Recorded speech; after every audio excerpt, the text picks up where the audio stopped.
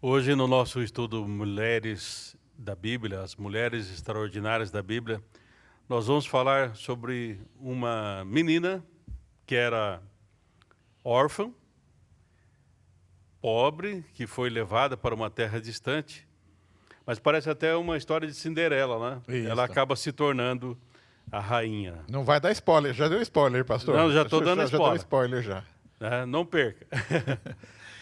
Bom, nós sempre começamos com o contexto, pastor. E o contexto aqui, só lembrando então, rapidamente, nós tínhamos o reino de Israel, né, que começou pelo rei foi Saul, depois tivemos Davi, depois de Salomão. Sim. Depois de Salomão o reino se dividiu em dois.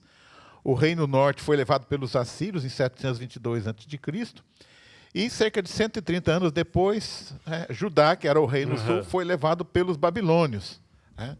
Então, a nossa história vai se situar aí, né, a partir do ano 600, quando os babilônios levam aquele povo, que levou Mardoqueu, que é o pai de criação de Esther, né? Mas acontece que os babilônios são conquistados pelos persas, né? Certo. Então, os judeus estavam espalhados pelo reino babilônico. Quando os persas tomam o poder, aí eles ficam fazendo parte do reino chamado Média Pérsia. E havia um rei, então, chamado Assuero, né? Nesse período, então, que vai acontecer aqui a história da nossa personagem de hoje, Sim. a Esther, né?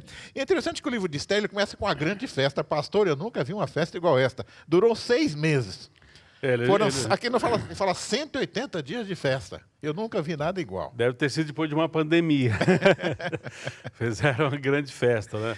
E aí, no capítulo 1 também diz que depois desses 180 dias, aí o rei resolveu, porque essa festa era só para os palacianos, só Certo. para A corte, né? A corte, né?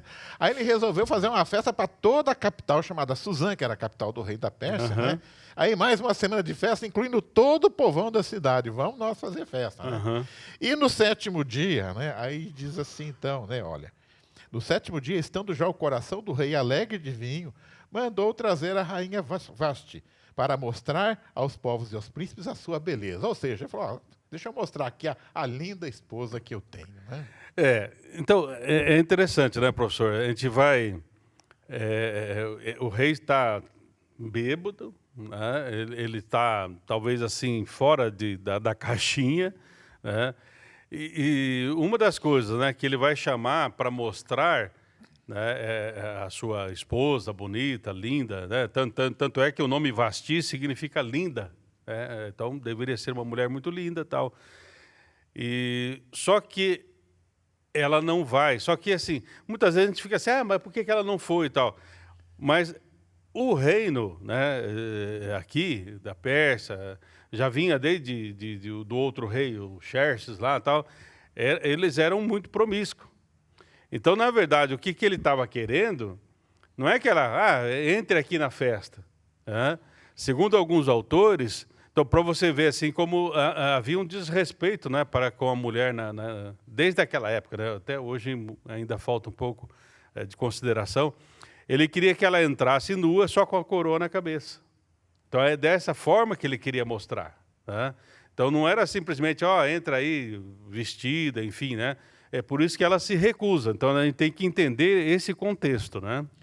O que eu percebo aqui, o próprio texto aqui, ele coloca que era um rei o rei da Pérsia. A Pérsia dominava o mundo, o rei era poderoso. Sim. Mas a gente percebe aqui, então, que o rei ele era uma pessoa assim, muito mal assessorada, muito fraco no sentido de ir na conversa dos seus assessores, né? E aqui, então, o que acontece? Quando ela se recusa a vir, né, isso foi um fiasco para ele, né? Sim. E aí ele consulta as suas lideranças do que ele deve fazer, né? E aí, então, né, tem um dos conselheiros... que os conselheiros são todos homens, né? Homens, exatamente, né? Não tinha uma outra... Aí, então, um dos conselheiros é o tal do Memucã. Ele diz assim, não somente contra o rei pecou a rainha Vasti, mas contra todos os príncipes e povos do reino da Pérsia. Porque todas as mulheres do reino desprezarão seus maridos ao saberem deste fato. Façamos um decreto estabelecendo que Vasti não entre mais na presença do rei Assuero. E que o rei dê o reino dela a outra que seja melhor que ela. E ouvindo-se o decreto, todas as mulheres darão honra aos seus maridos. Hoje, se essa moda pega, vai ficar mal para nós. Né? Então, na verdade, a gente vê assim uma atitude totalmente machista, com falta de consideração para com a mulher e tal, E é neste meio, né, que Esther vai se levantar. Isso. Bom, o que acontece? A gente percebe já, a partir do capítulo 2, que o rei ficou assim, meio chateadão, quer dizer, passou o fogo dele, estava embriagado, ele devia ser apaixonado lá, talvez pela Vasti. Mas, enfim, a gente fica com a impressão que ele ficou meio... Ou ele ficou assim, meio abatido, ficou chateado. Aí os seus assessores devem dar uma força para ele, né? Organizaram. O capítulo 2 começa, então, com o concurso de beleza. O primeiro concurso de beleza. Isso, né? Então, as mulheres... Aqui, pastor, dá essa impressão também, assim, que não era espontâneo, não. É como vocês pegavam lá, tem uma bonita aqui, pegava e levava ela já lá para ser preparada para ser apresentada ao rei, né? E aqui também conta em detalhes, podem ler depois o livro de Esther, é um livro pequeno com apenas 10 capítulos, mas assim, havia uma preparação que levava 1 ano, né? Então ela era ali perfumada, né? Era feito todo um tratamento de beleza, certo. Né? E ela era levada ao rei, né? Uma única vez, e a partir daí, se o rei não chamasse mais, ela ficaria o resto da vida dela isolada. Né? Na verdade... ela ficaria como uma concubina, e se de vez em quando o rei poderia procurá-la ou não, mas ela não poderia voltar para casa. Ela ficaria ali o resto da vida. No harém do rei. E se o rei nunca mais a procurasse, ela viveria como uma viúva, né? Isso, exatamente, né?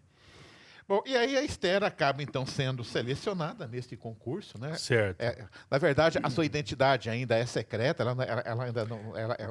seguindo a orientação do seu tio, do seu primo, que era o seu pai, né? Isso, O Mardoqueu. O Mardoqueu e Esther, eles são primos, né? Só que ele é mais velho, e como ela era bem pequena quando os pais morreram, enfim, ele adotou ela, então... É como se fosse o pai. O pai adotivo, né? E ela era muito obediente a ele. Uma das instruções que ele deu quando ela foi parar lá, né? Ou ela foi confiscada, digamos assim, ele falou, né? Olha, não revele a sua identidade. Então, é aí que entra já uma das primeiras características, né? Que a Esther, ela é uma pessoa assim que ela procura ouvir. Isso. Ela atentou para esse detalhe, então ela... mais para frente nós vamos ver também que ela atenta... Quando as pessoas falam com ela atenta, ela começa a pensar, a refletir sobre aquilo que está sendo colocado, né? Então, uma das características importantes que Esther tem, ela tem um ouvido e ela utiliza para ouvir atentamente aquelas palavras, ponderar sobre elas e aí sim tomar uma atitude, né? É interessante, pastor, que quando você está vendo o processo seletivo, existe lá um eunuco chamado Hagai, que é o que cuida das mulheres do harém do rei.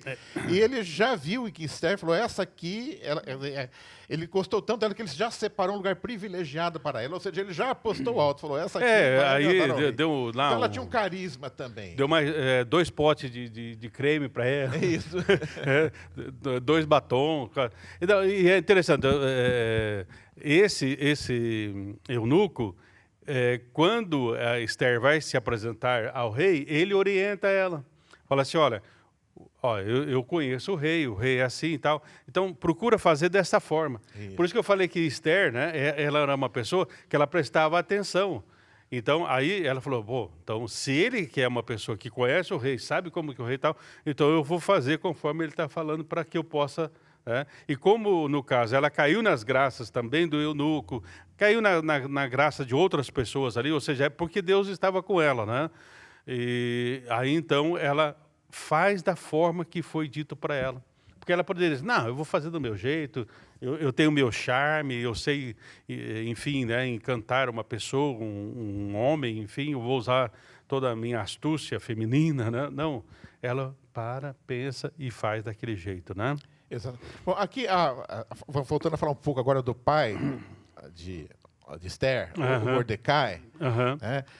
Ele tinha um cargo, ele trabalhava na segurança do rei, ele fazia parte da guarda do rei, então ele ficava muito próximo ao rei. Certo. Né?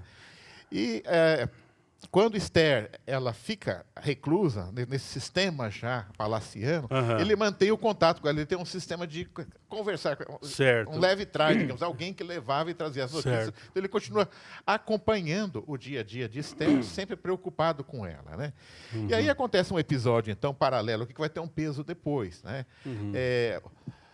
ele descobre uma trama para matar o rei. Havia dois servos que pretendiam matar o rei. Ele descobre, passa para Esther. Esther conta para o rei, né?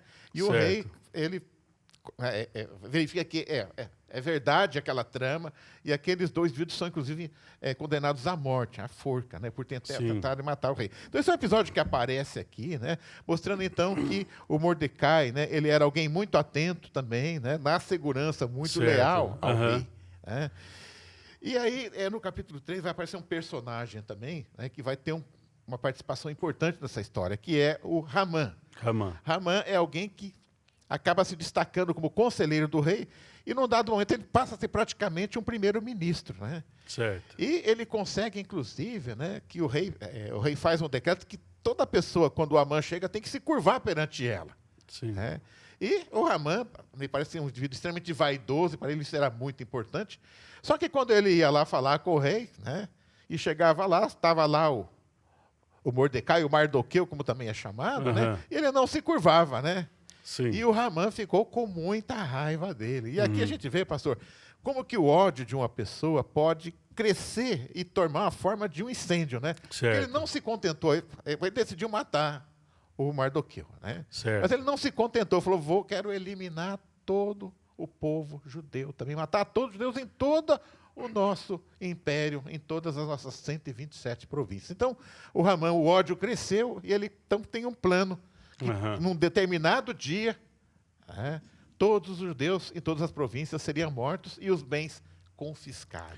Né? Entendendo, né, professor, também eu acho que é algo importante entender que esses judeus que estão hoje, né, aqui no reino persa, aqui, que foi, né, tomado da Babilônia e tal, quando houve essa guerra e os persas ganharam, os cativos, muitos voltaram para Israel, né? Esses que estão agora aqui no reinado de Assuero, eles fizeram uma opção de estar ali naquela terra. Eles poderiam ter voltado, mas eles já tinham constituído família, talvez tinham negócios e tal, resolveram ficar, né? Então, o problema do Hamã aí é que realmente essas são pessoas que estavam estabelecidas, né? Vamos dizer assim, hoje, talvez assim, uma pessoa que foi para os Estados Unidos estava estabelecido lá. Ele, né, tem dupla cidadania, né?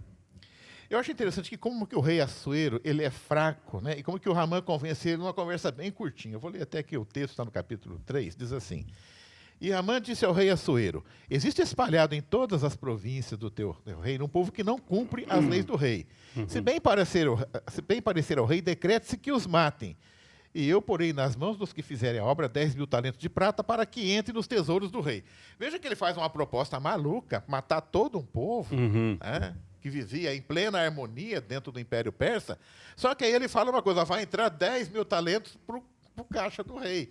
Eu suponho que isso aqui pesou muito na decisão do rei aqui, em aceitar. Mas a gente vê aqui que o rei, ele falou, mas que povo que é esse? Podia perguntar, mas que povo que é esse, né? Daí isso ele perguntou, ele simplesmente, o rei Assuero vai dizer assim, então tirou o rei o anel da sua mão e deu a Hamã, e disse, essa prata te é dada, como também esse povo, para fazeres o que bem parecer aos teus olhos. Então ele também ele era poderoso, mas muito assim, deixado levar, né? Pelos seus assessores. Quando se tem assessores, maus assessores, né, realmente o reino passa a perecer, né?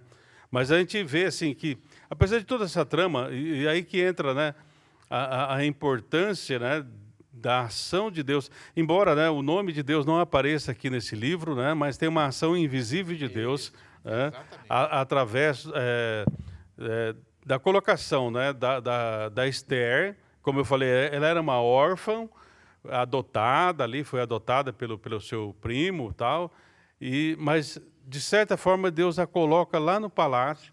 Quer dizer, Deus já antevê a situação, né? Quando eu estava fazendo esse estudo, né, professor, eu lembrei, é um hino, né, que é muito cantado na igreja, e é um pouco antigo, o hino desses, antigamente a gente falava cânticos avulsos, né, porque os hinos são do inário, né, mas é um cântico que diz assim, ao Deus eterno, imortal, invisível, mas real. né? Então, embora que nós vemos a invisibilidade de Deus ali na história de Esther, mas ele é real, Isso. ele é presente, né? Então, embora o mal está se levantando, mas Deus já tem o projeto dele através de Esther, né? E como eu falei, ela era uma pessoa que começa a ouvir, ela não perdeu o vínculo com o seu tio, ela mantém uma linha de comunicação. Isso. Porque ela poderia falar, não, agora eu não quero ver Eu nada. sou a preferida do rei. Não, eu sou a preferida do rei, eu não quero nada com Mordecai, né? Não quero nada mais com meu tio. Na verdade, ele nem meu pai é. Né? Não, mas ela é respeitosa. Então, acho que essa atitude, né, devia ser uma pessoa muito doce, sóbria. Então, isso são coisas que cativaram, né, digamos, todas as pessoas que conviviam com Esther foram cativados pela forma que ela agia e reagia diante das situações, né? Bom, voltando ao Hamã, então, ele convenceu o rei, foi feito um decreto estabelecido um dia para matar todo o povo judeu que vivia no Império Persa. Né? E aí, então, né, nós vamos encontrar aqui no capítulo 4 já, quando Mardoqueu fica sabendo do que aconteceu, diz assim no capítulo 4. Quando Mardoqueu soube, rasgou suas vestes e vestiu-se de saco de cinza, e saiu pelo meio da cidade e clamou com grande e amargo clamor. Ao saber desse fato, Esther muito se doeu e mandou roupas para vestir a Mardoqueu. Porém, ele não aceitou. Então, quer dizer, eles tinham contato, ela ficou sabendo, né, que esse era um costume que os judeus tinham, né, quando havia assim um espírito de luto muito grande, né? Eles tinham esse hábito, né, de colocar essa cinza na cabeça, né, colocar essas roupas. Né? E ela falou, não, vai lá, pegou uma muda e falou, vai lá e veste o meu pai, né, o meu tio. Né? Isso, então você vê assim, ó, uma atitude amorosa dela, uma atitude assim dela se preocupar, porque realmente ela fala, não tem nada a ver, se ele quer fazer assim, tá, agora não, agora eu estou no outro nível. Né? Não, ela olha, se preocupa, procura ajudar, enfim, né? Porque é uma situação difícil, né? Depois ela vai se inteirar da situação, né? Exatamente, porque quando ele recusa a roupa que ela mandou, ela manda perguntar, o que está acontecendo? Sim, né? sim. E aí ele não só conta, né, mas manda a cópia do decreto, uma cópia para ela tomar ciência. Sim. E ele pede, né, e diz assim, ó, e pediu-lhe que fosse ao rei e suplicasse pelo seu povo. Né? Então, agora aqui é um pedido de um pai desesperado, né? Pai dela, adotivo do pai dela, né? Para que ela intercedesse pelo povo. Então, é aquilo que o senhor falou, pastor, né? Que é meio estranha essa história lá, o rei deu uma festa, ficou de fogo, mandou chamar a mulher, ela não quis se apresentar, aí ele, né, ele trocou por uma outra e tal, concurso de beleza, aí Esther se torna a presidente. Então, Deus está no meio de todo esse quadro confuso. Né? E sempre assim, né, professor, entendendo que, nesse caso, Esther, ela, em todas as coisas, né, ela está dizendo um sim para Deus, né? Quando o Mordecai está ali, né, ele trabalha no palácio, ele soube do concurso, aí fala, vai lá, ela vai, ela sempre está pronta, né? Pronta, exatamente. Né? Bom, aí quando Esther fica sabendo do pedido do tio, aqui nós temos que entender o seguinte, então, se uma pessoa se apresentasse ao rei, aparecesse perante o rei sem ser chamada, se o rei não estendesse o cedro para ela, né, essa pessoa seria morta. Né? Então aqui fazia mais de 30 dias que o rei não chamava. Ela estava num período que o rei não chamava ela, não sabia por quê. Então ela estava meio desconectada dele. Sim. E aí, quando é feito esse pedido para ela interceder, ela vai dizer assim, né? Todos bem sabem que todo homem ou mulher que chegar ao rei sem ser chamado, há uma sentença de morte, salvo se o rei estender para ele o cedro de ouro, para que viva. E eu, nesses 30 dias, não tenho sido chamada para ir ao rei. Né? Ou seja, ela é muito realista aqui, pastor. Sim. E aqui, pastor, eu agora entendo um pouco melhor a história. Veja bem, ela corre um risco de falar com o rei, mas veja bem, são duas coisas. Uma coisa é não ser morta ao se apresentar ao rei, e outra é convencer o rei. Sim. Eu acho que aqui eu vejo que Esther tem a percepção de que aquilo que o tio pediu não é algo assim que se resolve no vapt-vupt. Não, vai lá, fala com ele. Né? Sim. Ela já conhece o coração do rei, ela já deve saber quem é o Amã. Né? Então, na verdade, é algo muito mais difícil. Então, a recusa de Esther aqui, eu vejo assim, né? A princípio, não é porque ela está desobedecendo o tio, é que ela sabe que não. Não, que é uma situação. Que ele aprendeu não vai resolver. Isso. É porque a gente tem que entender, professor, que provavelmente ela já está como rainha, provavelmente uns 5 anos. Então, ela conhece as tramas do palácio, ela conhece a realidade do palácio. Tanto é que ela coloca assim, olha, faz 30 dias que eu não vejo o rei. Isso. Quer dizer, é um período, é um mês. É um mês aí, sem ver o rei e tal. Ele não me chamou, porque ela tinha que ser chamada para estar na presença. O rei estendia lá o cetro, enfim, né, dando o aval que ela podia se aproximar, enfim, né? Então, quer dizer, ela já tem uma vivência do palácio, né? Não é uma negação dela, mas é aí que vem o outro caráter, né? Outro aspecto do caráter dela. Ela é uma mulher prudente e uma mulher realista. Ela sabe que não vai ser fácil, né? Mas, por outro lado, ela entende que Deus está agindo de uma maneira invisível, as coisas estão acontecendo, né? Bom, aí o Mardoqueu insiste com ela novamente, né? E aí, pastor, eu vejo assim, ó, no livro de Esther, capítulo 4, versículo 17, a partir desse momento, Esther passa a ser a protagonista da história. Até aqui, é o rei da Pérsia, é o rei Assuero, é o maligno Amã querendo destruir o povo judeu, é o Mordecai que se destaca, né, como um servo fiel.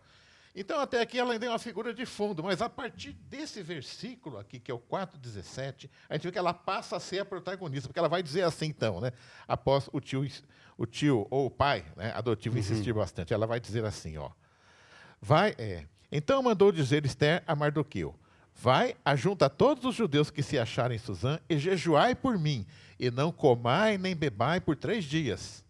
Nem de dia nem de noite, e eu e minhas servas também jejuaremos, e assim irei com o rei, e ainda que não seja segundo a lei, e se perecer, pereci. Ou seja, ela tinha a percepção que precisava de algo mais do que chegar lá, né, fazer uma carinha de choro, né, e suplicar alguma coisa ao rei. Então, por exemplo, no capítulo 4, verso 14, Mardoqueu ele fala assim, Esther, quem sabe para este momento que você foi levantado, dentro dessa conjuntura aí, né? Isso. Agora, olha o caráter dela, professor, sempre destacando, né, porque nós estamos falando de mulheres maravilhosas, olha o caráter dela, ela percebe, né, porque Jesus mesmo usa essa expressão, que tem castas que não saem a não ser com jejum e oração. Isso. Então ela percebe que não adianta só um cafunézinho no rei, é uma batalha espiritual. Então, aí ela falou assim, olha, chame esse pessoal aqui, os judeus que estão aqui, jejuem, lógico que se fala do jejum, tem junto a oração, mas ela não fala assim, orem por mim e tal, não, eu também vou estar orando, eu e minhas servas vamos estar jejuando, quer dizer, nós vamos entrar agora num processo, né, de busca incessante para que a vontade de Deus seja estabelecida. E aí eu creio que aí vem a estratégia, Deus deu a estratégia para ela. E é interessante, pastor, que depois que Esther no 4,17 faz esse discurso, o último versículo do capítulo 4 diz assim, ó, então Mardoqueu foi e fez conforme a tudo quanto Esther lhe ordenou. Agora inverteu. Inverteu. É ela que dá ordem, né? Então, quer dizer, ela passa, a partir desse momento, a ser a protagonista dessa história. Né? E as coisas realmente, como o pastor falou, começam a se encaminhar. Né? No capítulo 5, né, ele começa assim. E sucedeu, pois, que ao terceiro... Veja, ela esperou o tempo. Sim. E aconteceu que ao terceiro dia, Esther vestiu-se com trajes reais e pôs-se defronte do rei, que estava sentado em seu trono.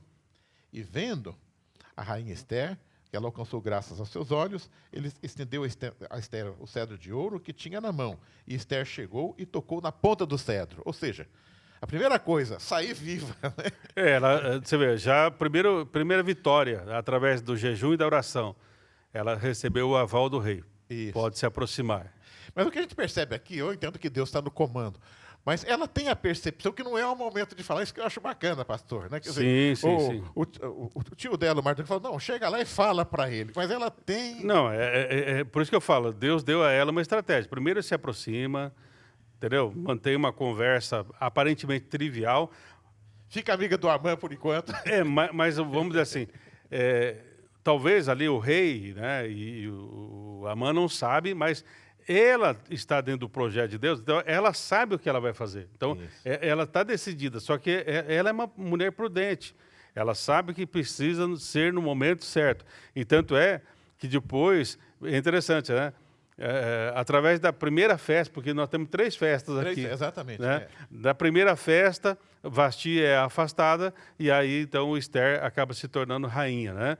E aqui, então, ela traz uma outra festa. Segunda festa. Né? Nessa segunda festa... O rei vai falar, pede, Esther. E aí, então, aí é o momento. Né? Não, ela convida para uma outra festa ainda. Aí tem a terceira festa, são 3 festas. Não, aí não é a terceira festa, é a festa final. Isso. Depois tem um outro, mas é tipo de mais um jantar informal, um negocinho tal, né? Mas aí, nessa festa, tal, ela recebe tal, e aí, então, é a derrocada de Amã. Exatamente, né? Então, na verdade, o Amã passa por um aperto antes, né? Porque ele, na verdade, o rei estava sem sono, né? Pediu para... fosse lido os livros de Atas, né? Sim. Porque Atas é um negócio que dá sono mesmo, né? Uhum. Né? Lá é crônicas, mas na verdade seria Atas, né? Uhum. E aí lá está escrito, né? Aquilo que Mardoqueu tinha feito, denunciado aquela trama que salvou a vida do rei. Isso, né? Que no início do livro aparece. E aí o rei pergunta a Suera, fala, mas que honra se deu ao Mardoqueu, né? Uhum. E aí o servo diz, não deu honra nenhuma. E nisso, enquanto está rolando esse papo, chega o Ramã, que vem pedir para o Assuero para enforcar o Mardoqueu. Uhum. Né? Então, a gente vê assim que Esther está trabalhando num período curto, né, pastor? Quer dizer, as Sim. coisas estão acontecendo, o decreto contra o povo, ela nem está sabendo, mas já há um plano para enforcar o Mardoqueu antes mesmo que começasse a matança dos judeus. Uhum. Né?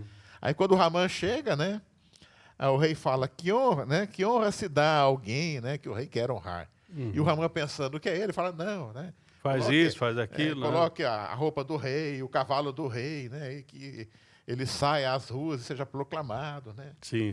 E ele é surpreso, né? Ao saber que não é ele a pessoa, mas é o Mardoqueu. E aí ele tem que fazer conforme o rei determina, né? E aí nesse episódio ele tem a percepção, então, que alguma coisa está acontecendo, que a derrocada dele está começando. Sim. Então, no jantar, no momento oportuno, né? Quando novamente Assuero pergunta, Esther, né? Qual que é o seu pedido? Até metade do meu reino eu dou para você, pede. Uhum. Aí Esther vai então, né, dizer, o que eu tenho para pedir é que livre o meu povo, né, desse maligno Ramã, né, que quer, né, matar a todos nós. Né. Então, você vê assim, né, ela foi prudente, ela foi uma mulher assim que esperou o momento certo, né? A mulher sábia edifica a sua casa, né? Diz o livro de Provérbios. Então, nós vemos aqui que ela foi uma mulher sábia, uma mulher prudente, que soube ouvir, esperar o momento certo, não foi afobada, né? Ela era uma mulher assim... E esse recato, né? Uma mulher recatada, que talvez chamou a atenção do rei, né? Que levou o rei realmente a ter uma consideração por ela, né? É lógico que tudo isso era uma ação de Deus, capacitando ela, dando maturidade para ela, né? Porque provavelmente ela era, quando assumiu lá como rainha, devia ser nova, né? Mas ela foi adquirindo sabedoria diante de Deus, né? Pastor, eu vejo assim, realmente, o desafio que Esther teve, porque uma situação assim, de alta tensão, que já está marcada a matança de todos os judeus em todas as províncias. Ela tem ao lado dela ali na festa a figura de Ramã, que é o arqui-inimigo. Sim. Então ela tem que manter toda aquela postura, né? Uhum. Manter aquele carisma que ela tem, aquela simpatia. E o Ramã vai entrando na trama dela sem perceber. Quer dizer, ela vai esperar o momento certo para remediar o desfecho dar o desfecho. Então, o que eu percebo aqui é uma pessoa extremamente preparada para exercer um papel extremamente relevante. Quer dizer, todo um povo, né, uma nação, está nas mãos do destino de uma única mulher. Certo. E ela alcança os seus propósitos. Né? Sim. Na verdade, o plano de Ramã de enforcar a Mardoqueu se inverte. Né? O rei fica indignado ao tomar conhecimento da denúncia de Esther e manda enforcar o Ramã. Né? Toda a sua família é também morta. Né? Sim. Os 10 filhos são enforcados também. Aí a gente vê que a Esther ela vai trabalhando etapa por etapa. Quer dizer, ela percebe assim, que primeiro eu tenho que remover o Ramã. Com o Ramã por perto eu não vou conseguir nada. É só depois que o Ramã é condenado, né, é que ela vai em seguida novamente Sim. pedir para o rei, né? Ela volta a falar do decreto, né?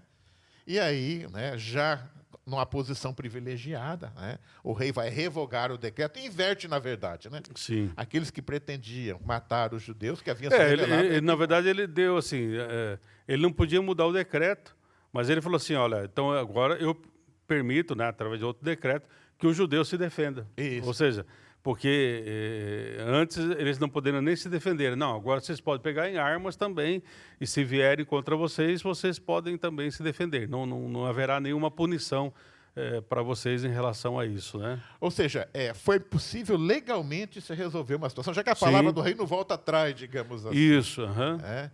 Então houve ali uma brecha na lei para dar uma proteção. Certo. Bom, resumo da história, pastor, o livro de Esther termina no capítulo 10, dizendo assim, que Mardoqueu passa a ser o número 2, quer dizer, depois do Sim. rei Assuero, né? Ele passa a ser um conselheiro ali mais próximo do rei, né? E Esther, né, como a preferida, quer dizer, Sim, sim. fica praticamente ali como a mulher mais importante do reino, aquela que tinha Certo. o acesso ao rei. Então, Aham. a gente vê assim que há uma inversão, né, de uma situação. Inclusive, eles criam uma festa chamada Festa do Purim, que tem como base, Isso, né, esse acontecimento, que até isso. hoje os judeus comemoram essa Que essa foi uma festa. tremenda libertação, né? E tudo isso porque uma mulher ouviu, né, a Deus, né? Exatamente. Ela procurou realmente seguir os princípios de Deus que desde criança provavelmente ela deve ter aprendido, né? Essa é uma história que acaba tendo para o povo judeu um final feliz, né? Sim, sim, sim. Eu fiz aqui, pastor, algumas características de Esther, então já encerrando para nós Uhum. recordarmos, né? Então a primeira que eu coloquei aqui, carisma, né? Sim. Ela tinha simpatia de todos, desde o eunuco lá, quando ela foi para a casa das mulheres para ser preparada, depois perante o rei também, ela encanta o rei, né? Sim, Com a sua sim. maneira de ser, né? Então carisma, obediência, ela Certo. obedece a Mardoqueu o tempo todo, que é o seu padrasto, né? Que dentro do princípio de honrar pai e mãe. No caso, ela tem a figura de Amã como pai e ela está honrando ele, né? A terceira característica que eu vejo em Esther é coragem, né? Porque Sim. a decisão, só de falar correr já era risco de vida. Né? Com certeza. Então, a coragem, né? E também aqui, pastor, uma outra característica, a humildade. Ela sabia que não era só... O que é a pessoa humilde? A pessoa que sabe exatamente, né, as suas limitações. Então, ela sabia que não adiantava chegar lá, Sim. e mesmo que o rei não a recebesse, né, não era uma choradinha ali que ia resolver toda aquela complexa situação. Por isso, assim, essa humildade levou ela a ouvir, né, Amã, a ouvir aquele eunuco, enfim, ela procurava ouvir as pessoas no sentido, assim, de ter uma sensibilidade, né, que é a sexta característica. Aí, né? O que é a sensibilidade aqui? É saber, né, que ela tem a sensibilidade para perceber qual é o momento certo para falar as palavras certas. Né? Então a gente vê que etapa por etapa, né, começando por ser recebida pelo rei, não ser morta. Sim, sim. Remover o grande inimigo que era Amã e sua família. Sim. Depois, né, a etapa importante que é modificar o decreto, permitindo para que o povo pudesse, né, enfrentar aquela situação. E, finalmente, então, né, a gente vê que Deus dá sempre mais do que aquilo que estamos pedindo. Todos os objetivos foram alcançados, o livramento daquele povo, né? Mas a gente vê, então, Esther, né, recebendo na própria casa. Eu entendo que, ao receber a casa que pertencia a Ramã, isso significa que ela pôde sair da casa, que ela fica quase um presídio, né? Aquele local onde ela vivia. Seria a liberdade, né? A liberdade. Ela recebe uma certa liberdade também. Né? Então, pastor, fazendo um balanço, né, nós temos muito a aprender com essa mulher. Sim. Né? E eu entendo que, ao fazer uma reflexão sobre a sua vida, para mim, o que chama mais atenção nesse livro, né, que, embora o nome de Deus não apareça, ele está sempre presente nessa história. Com certeza, né? E para encerrar, né, deixar algumas características desse livro, né, professor? Primeiro, Deus está no controle de tudo, né? Então nós vemos isso. Segundo, ele pode reverter qualquer situação, como no caso foi revertido. Outra coisa, nada passa desapercebido aos olhos do Senhor. E, por fim, né, esse livro nos leva a entender que Deus sempre cumpre suas promessas, porque Ele cuida dos seus filhos e filhas. Amém. Amém?